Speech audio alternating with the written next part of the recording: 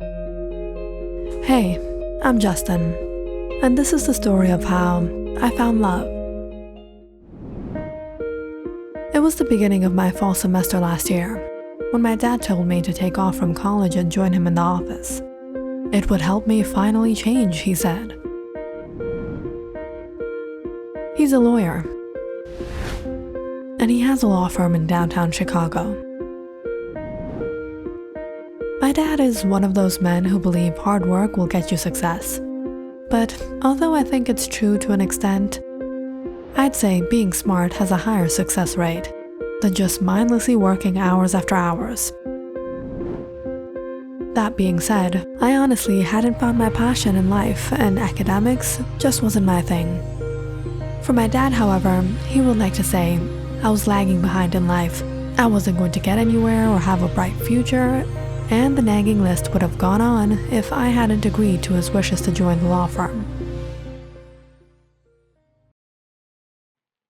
On the bright side of things, I didn't really like going to college anyways, and yeah, I had friends, but talking seriously, I didn't have any real friends. I'm not really a people person. I don't talk unless I need to, I stay away from crowds, I like my peace and quiet. And day one at the office was exactly that. I didn't really do much apart from sitting around and watching my dad. But in the coming days, I guess my laziness was starting to get on his nerves. So he started sending me out on urgent tasks. What are they, you ask? Buying supplies, picking up orders, and the most frequent of which were getting him coffee. I was basically his pathetic assistant, whom he didn't pay, so I might as well be rebellious, right? Usually, I didn't immediately go back to the office. I'd sit out on the stairs or on a bench outside to catch my breath before going off on another one of his tasks. Just opposite to the office, there was a 3-story apartment building, and on the right corner on the second floor, there was a window that was always open. What caught my attention was the bright red curtains. There was no way someone could pass by and not look up. Sometimes when I sat there, I got carried away waiting to see who lived behind those curtains, but I never got a glimpse of the mysterious person. It was one of those days. My dad informed me we were working on an important project. We would have to start early and work late into the night. But as you know me, I didn't really care. I was only there for his petty little jobs anyways. It was early one morning. Just as the sun rose, I had picked up some coffee and bagels and was headed back to the office, when I heard the sound of the window open. That window. I don't know what had gotten me so curious, I guess the boredom, but I was eager to see this red curtain person. I looked up and saw a girl pull the curtains aside and stand there taking in the breeze. She was beautiful. But I was never really the type of guy that girls wanted to be with. I had never been in a serious relationship, or more accurate to say, none of my previous relationships worked out. Every girl I'd ever been with complained that I never liked the things they liked, or I never went out with them or talked to them. I never behaved the way usual guys did, like get them flowers or a box of chocolates. One of them even said I wasn't normal. Needless to say, I'm relieved those relationships didn't last. They weren't meant for me. I wasn't going to spend my life trying to woo a girl who was only looking to use me. So when I saw this red curtain girl, I never imagined that she would be the one. The first time we actually spoke was that evening, right before I was heading home. I saw her sitting out on her steps. She looked upset and I noticed a few tears in her eyes. I don't know why, but I felt obliged to go talk to her. "Are you okay?" "I'm alright." She awkwardly looked away. I could sense she didn't want to talk to me. Of course, I was a stranger. "That's my dad's office across the street. I've been working here for some time now." "Good to know," she murmured. "You know, it's hard not to tell you're not alright." "I'm fine. I think I should go. But thank you." I didn't know whether I creeped her out or not, but the next time I saw her, she waved at me and smiled. From then on, we started talking now and then. I'm Chloe, you? Justin. So you're a lawyer? Now, I don't want to brag, but without me, my dad wouldn't have been able to do any of the work he does. So technically, the credit goes to me for getting his coffee a billion times. What? What about you? I'm a student. I recently moved here with my mom. Over the days, I got to know more about Chloe. After her parents separated when she was younger, her mother moved out with her. Working 2 jobs, however, they rarely spent any time, and when they were together, her mother was exhausted and never in a good mood, and oftentimes this led to unneeded arguments. After Chloe enrolled into college here, they moved to this neighborhood, but so far, she was finding it difficult to adjust. I listened to Chloe and agreed to everything, but deep down inside, I knew we came from 2 totally different backgrounds. I grew up with both my parents who, for as long as I can remember, had always been well-to-do, and I never experienced any hardship growing up.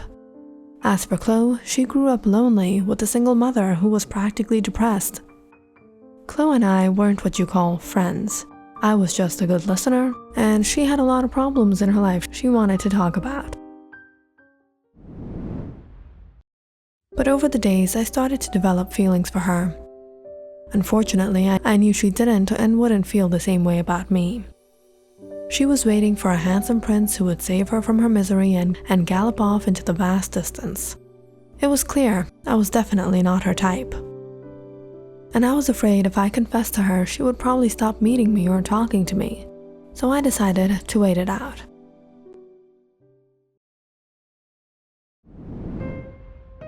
But again, it was one of these days I saw her really upset.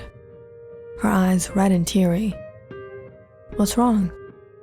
Things at the college have just been so much. I don't know how or why, but people have been gossiping who knows what about me. Today I heard these girls calling me all sorts of names, saying I was only there for a chance to bait guys. I don't even know anyone around here. Don't worry about them. Haters will hate. Focus on yourself. It was one of these days that Chloe stopped coming out of her apartment. She didn't open her window, she didn't draw her curtains. I waited day after day, but I couldn't spot her outside either. I was tempted to go meet her, but I resisted.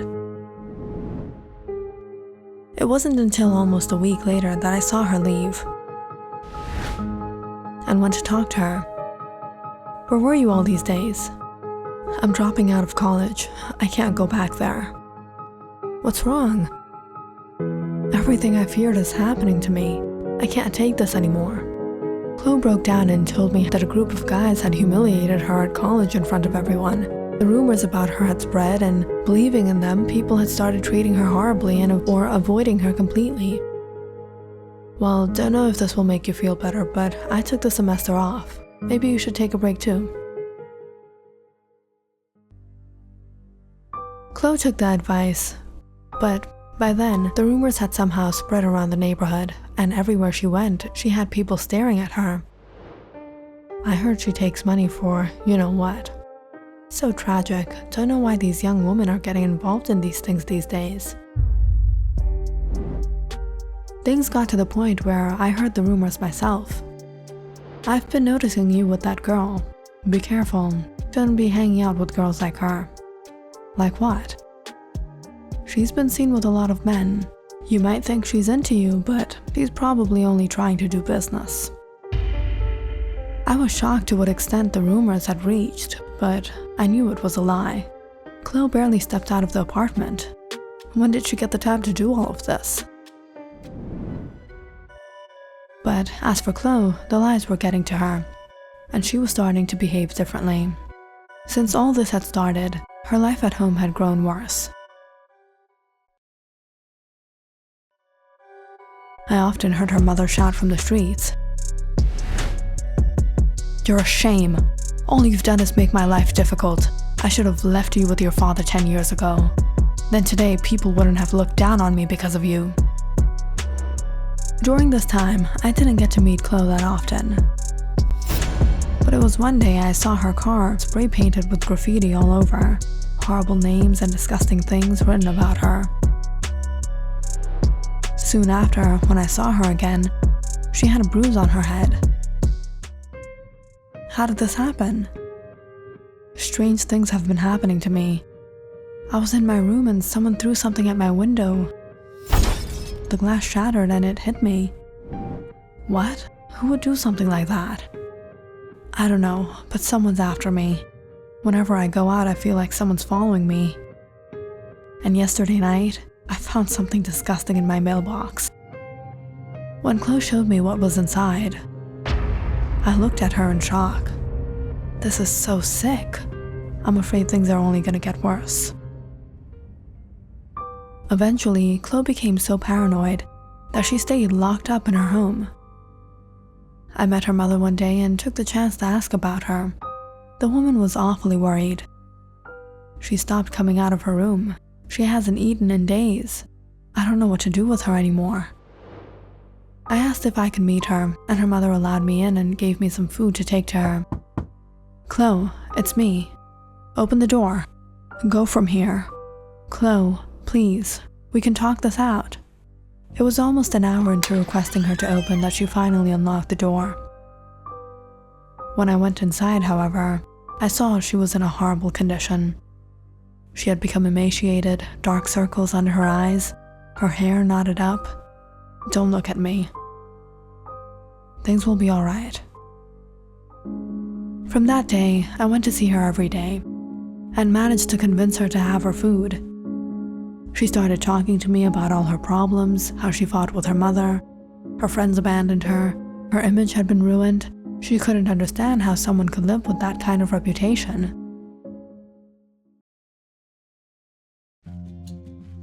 It was like the old days again. She talked and I listened. And as time went by, she started to brighten up. Her mother thanked me profusely. But in all this, I got a call from her. Chloe was in the hospital. She had gotten into a car accident. How is she? She's broken her leg and fractured her ankle.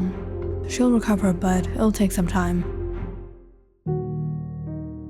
When I walked inside, Chloe looked at me and started crying. Justin, I'm sorry.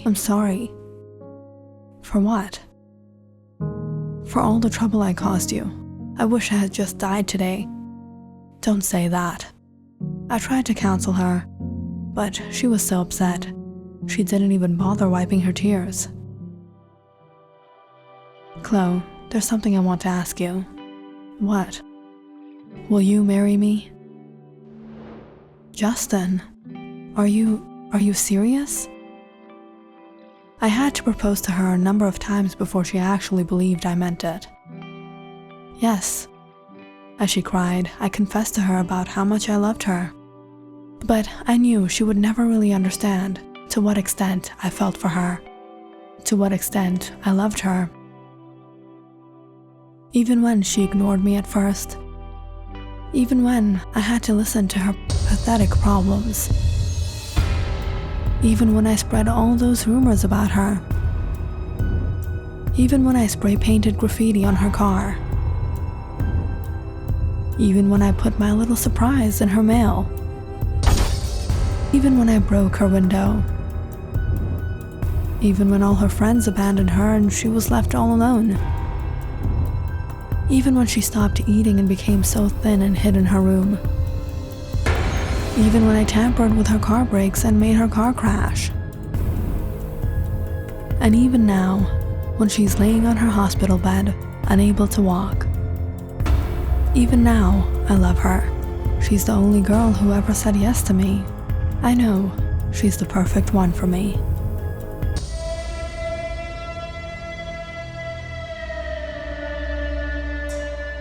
If you enjoyed this story, please like and subscribe to my channel and share this video with your friends and family.